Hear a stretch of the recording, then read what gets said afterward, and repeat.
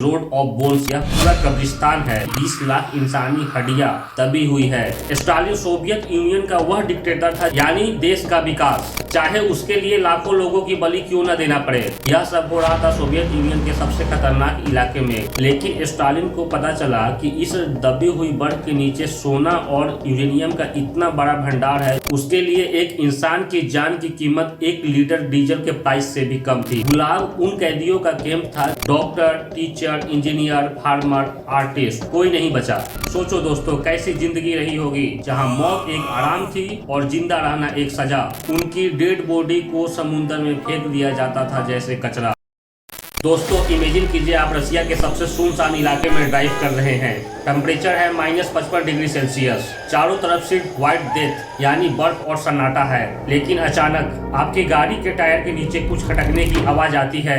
आप नीचे उतरते हैं, बर्फ हटाते हैं और जो आप देखते हैं वह आपकी रूह कपा देगा। वह पत्थर नहीं, एक इंसानी खोपड़ी है। और यह एक नहीं, ऐसी लाखों खोपड़ियां उस सड़क के नीचे दबी है। नमस्ते दोस्तों, आज मैं आपको लेकर जा रहा हूँ एक ऐसे रास्ते पर जिसे रोड ऑफ बोन्स कहते हैं।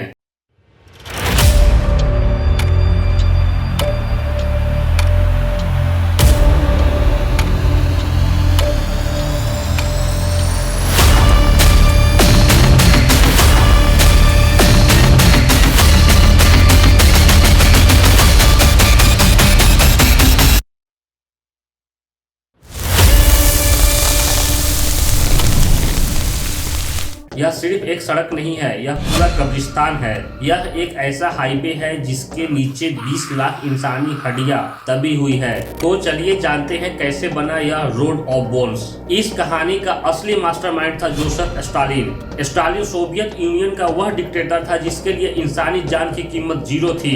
उसकी आइडियोलॉजी थी हार्ड लाइन कम्युनिज्म, यानी देश का विकास, चाहे उसके लिए लाखों लोगों की बलि क्यों न देना पड़े।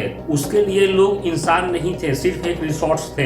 जैसे आज हम फैक्ट्री में मशीन यूज करते हैं, स्टालिन उसी तरीके से अपने लोगों को इस्तेमाल करता था। जैसे एक मशीन खराब हो जाती है तो उसके जगह दूसरी मशीन लगा दी जाती है, सेम उसी तरीके से स्टालिन अपने लोगों को इस्तेमाल करता था। यह सब हो रहा था सोवियत यूनियन के सबसे खतरनाक इलाके में, कोलिमा में। यह जगह इतनी खतरनाक है कि आज भी इस जगह की आबादी केवल 1.5 लाख है। लेकिन स्टालिन को पता चला कि इस दबी हुई बर्फ के नीचे सोना और यूरेनियम का इतना बड़ा भंडार है जो पूरी दुनिया की इकोनॉमी हिला सकता है। लेकिन एक प्रॉब्लम थी, इस सोने तक पहुंचने के लिए लगभग 2000 किलोमीटर की सड़क बनानी थी। ऐसी जगह जहां हर एक मोड़ पे मौत खड़ी थी, वहां 2000 किलोमीटर की रोड बनाना बहुत बड़ा बात था। आप सोच रहे होंगे कि क्या 1930 में मशीन नहीं थी? बिल्कुल थी, लेकिन स्टालिन ने एक क्रूड उपाय लगाया। मशीन महंगी थी और उन मशीनों को चलाने के लिए फ्यूल चाहिए। डीजल का हर एक लीटर पैसा मांगता है, लेकिन स्टालिन के पास एक सस्ता ऑप्शन था। उसके लिए एक इंसान की जान की कीमत 1 लीटर डीजल के प्राइस से भी कम थी। इसीलिए यह हाईवे केवल इंसानी हाथों से बनाया गया। कोई मशीन नहीं, कोई टेक्नोलॉजी नहीं, सिर्फ इंसान और उनकी हड्डियां। यहाँ से सबसे खतरनाक कहानी शुरू होती है, दी गुलाग मीट ग्राइंडर। गुलाग उन कैदियों का कैंप था जहाँ पे उन्हें जानवरों से भी बदतर तरीके से ट्रीट किया जाता था। स्टालिन ने अपने ग्रेट पुर्ग के नाम पर लाखों निर्दोष लोगों को उठाया। Doctor, teacher, engineer, farmer, artist, कोई नहीं बचा। कोई रीजन नहीं, कोई मुकदमा नहीं, बस एक इल्जाम, you are enemy of the state. एक सर्वाइवर वर्लाम सालामोव ने लिखा था, वहाँ हम मौत से नहीं डरते थे, हम डरते थे अगले दिन के काम से। सोचो दोस्तों, कैसी जिंदगी रही होगी जहाँ मौत एक आराम थी और जिंदा रहना एक सजा।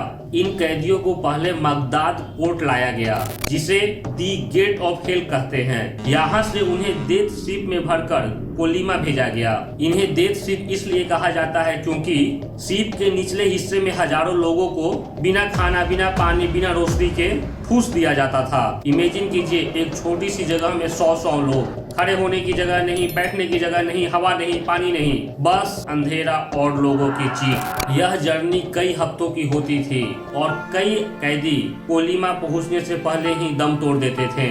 उनकी डेड बॉडी को समुद्र में फेंक दिया जाता था जैसे कचरा। जब ये लोग कोलिमा पहुंचे तो उनका स्वागत -60 डिग्री की ठंड ने किया।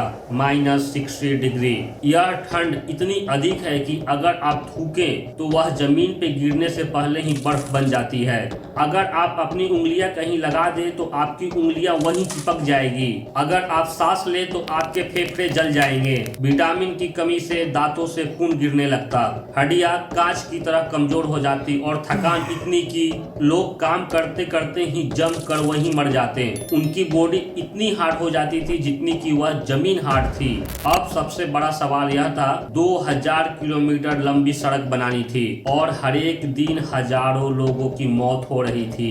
इन लाशों का क्या किया जाए? इतनी बड़ी तादाद में लोगों को दफनाना मुश्किल था। जो बर्फ जमी थी वह लोहे से भी ज्यादा हार्ड हो चुकी थी, इसीलिए इस जमीन को परमाफ्रोस्ट कहते हैं। यह वह मिट्टी है जो हजारों सालों से लोहे की तरह जमी हुई है। एक कब्र खोदने में कई हफ्ते लग जाते और कब्र खोदने के लिए भी वर्कर चाहिए जो खुद मर रहे थे। तो उन्होंने एक शैतानी सोल्यूशन निकाला, अगर इन्हें दफनाया नहीं जा सकता तो इन्हें इस्तेमाल किया जा सकता है, और यही हुआ। उन्होंने इन लाशों को दफनाने के बजाय सड़क के फाउंडेशन में ही डाल दिया।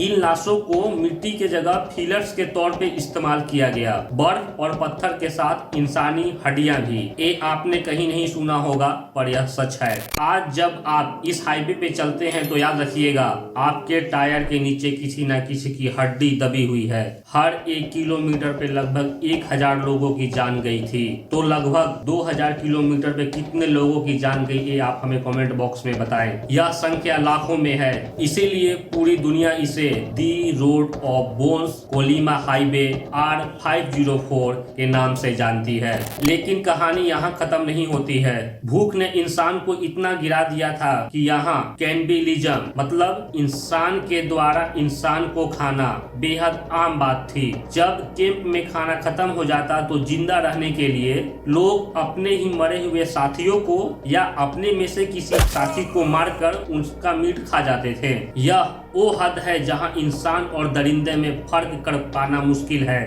स्टालिन ने केवल लोगों को नहीं मारा, उनके अंदर की इंसानियत को भी मार दी। आज इस रोड के किनारे सिर्फ भूतों का बंगला बचा है। आज वहां सिर्फ सन्नाटा है। यह शहर जो कभी गोल्ड माइनिंग का हब था अब केवल भूतिया शहर के तौर पे है। ऐसा लगता है जैसे वक्त उसी दर्दनाक दौर में थम गया हो। स्टालिन की मूर्तियां गिरी पड़ी है, फैक्ट्री के चिन्ह हैं पर उसमें धुएं नहीं है, सिर्फ खामोशी है। आप सोच रहे होंगे यह तो पुरानी बात है 1930, 1940, 1950 की।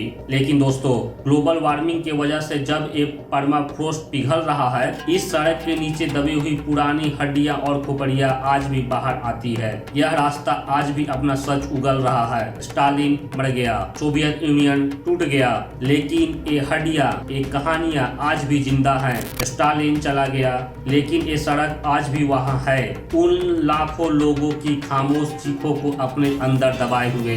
यह रास्ता हमें याद दिलाता है कि आजादी कितनी कीमती है, डेमोक्रेसी कितनी जरूरी है और एक इंसान के जान की कीमत कभी जीरो नहीं हो सकती।